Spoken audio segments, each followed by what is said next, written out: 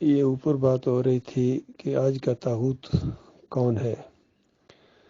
یہ جو تقریر ابھی آپ نے سنی ہے، سمجھ لو یہ ایک طاغوت کا چھوٹا سا پچونگڑا ہے۔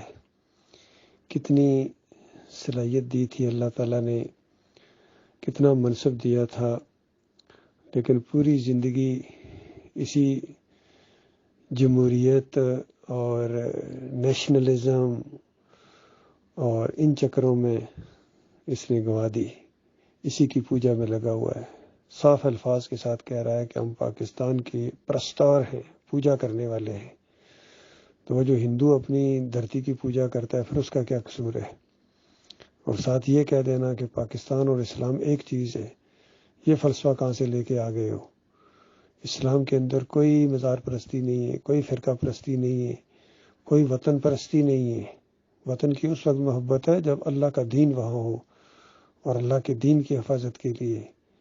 باقی جہاں اللہ کے دین کی دھجیاں اڑائی جائیں، جہاں اللہ کے دین کا بیان کرنا جرم ہو، جہاں شرک کے اڈے ہوں، شرک کے گودام ہوں، جہاں اور کہیں داتا صاحب سے جا کے رکھے ہیں، کہیں مشکل کشا سے جا کے رکھے ہوئے ہیں، کہیں کھوٹی قسمت کھری کرنے والے وجود ہیں، کہیں غریب نواز ہیں، کہیں مشکل کشا ہیں، کہیں غوث ہیں۔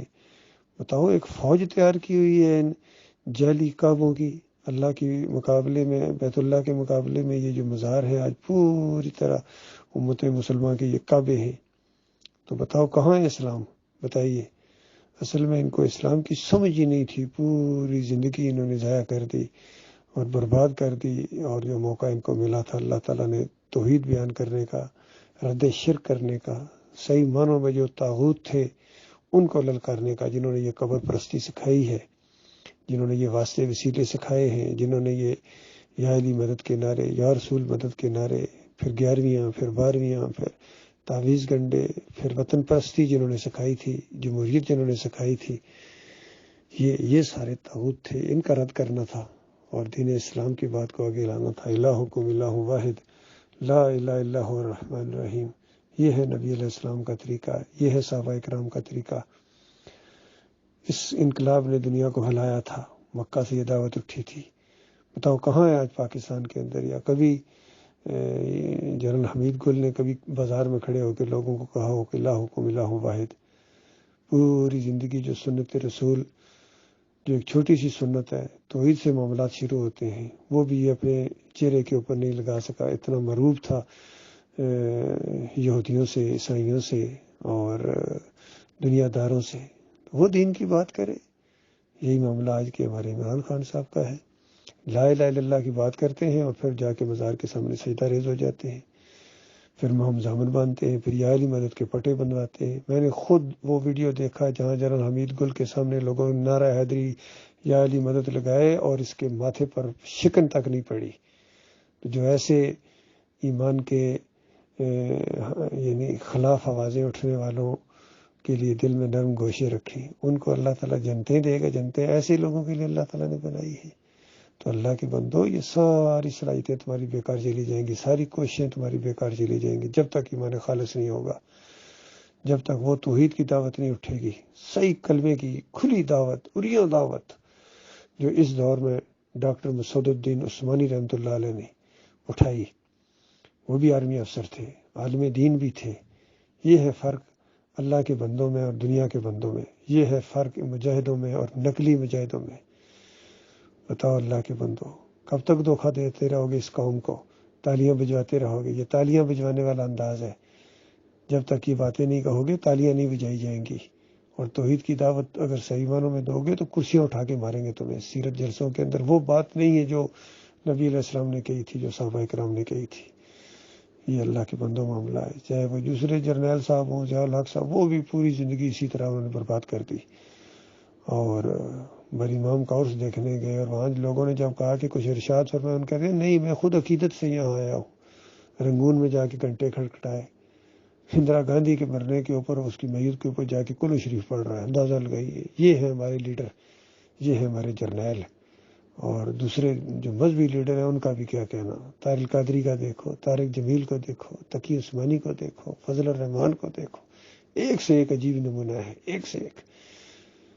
ڈاکٹر اسرار پوری زندگی قرآن قرآن کہتے رہے لیکن عقیدے قرآن کے خلاف رکھے، وحدت الوجود کے حمایتی رہے۔ عبد القادر جیلانی، محی الدین چشتی، مجدد الثانی، جو بھی شرک اور کفر یہ گھڑ کے گئے ہیں، چھوڑ کے گئے ہیں، محمود الحسن، ان کے دفاع میں لگے رہے پوری زندگی۔ تو بتاؤ کون سے قرآن کو مانتے تھے حضرت صاحب؟ یہی معاملہ مودودی صاحب کا تھا، یہی اعلیٰ حضرت ہے، سارے ایک ہی کشتی کے مسافر ہیں۔ بریلویوں کے اکابرین، دیوبندیوں کے عقائد علماء دیوبند دیکھیے کس طرح شرک سے بھرے ہوئے لیکن سینے سے لگا کے رکھا ہوا انہوں نے۔ اس کے بعد اہل حدیث کے پیچھے وہ کہتے ہیں نبی علیہ السلام یہاں نہیں سنتے، قبر کے اوپر پکارو تو سنتے ہیں، دور سے فرشتے نبی علیہ السلام کے پاس ہمارے مال لے کے جاتے ہیں۔ یہ مشرکانہ عقیدے سب کے اندر ہیں، عملیوں کے اندر، آج سعودیوں کے اندر، سب کے اندر، کوئی ایک بھی نہیں ہے، میرا تجربہ ہے اور پوری طرح یہ بات ثابت ہے اور ہر جگہ یہ بات ثابت کی جا سکتی ہے۔ آنکھوں میں آنکھیں ڈال کے طاغوت کی نشاندہی کرنا کوئی بچوں کا کھیل نہیں ہے۔ یہ ہیں آج کے دور کے طاغوت، زندہ طاغوت اور یہ مردہ طاغوت، چاہے احمد بن حنبل ہوں، ابن تیمیہ ہوں، ابن قیم ہوں، ابن اجرز گیلانی ہوں، سارے کے سارے قبر پرستی کے اس شرک کو یہ انجیکشن دیتے رہے اور اس کو تقویت دیتے رہے، قبر پرستی کی بنیادوں کو فراہم کیا ہے۔ ابن قیم کی کتاب الروح پر ساری کی ساری قبر پرستی کا مواد فراہم کر دیا اس نے، سارے یہ تعویذ گنڈے کے قائل تھے۔ احمد بن حنبل بھی، ابن تیمیہ بھی، ابن قیم بھی، سارے تعویذ لکھتے تھے، ان کی کتابیں مشہور ہیں، پوری دنیا جانتی ہے۔ تم نہ مانو تو تمہارا اپنا کام ہے، آنکھیں بند کر لو اگر۔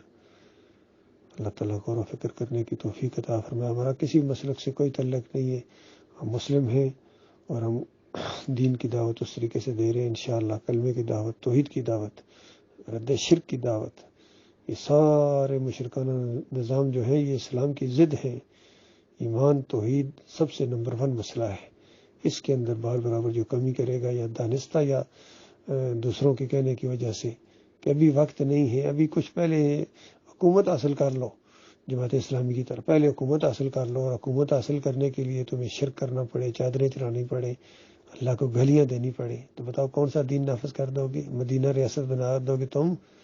کبھی نظام مصطفیٰ کے جال لے کر آتے ہیں، کبھی مدینہ ریاست کے جال لے کے آتے ہیں، کبھی روٹی کپڑے اور مکان کے جال لے کے آتے ہیں۔